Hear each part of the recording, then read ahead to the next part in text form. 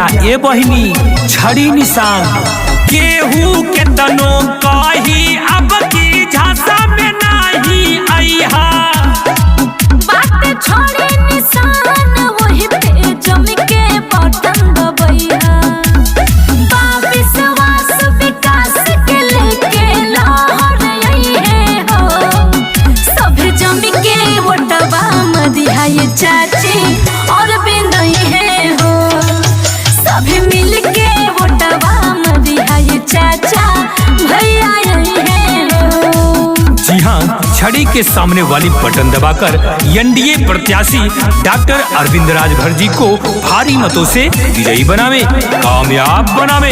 Jai Suheldev, Jai Shri Ram.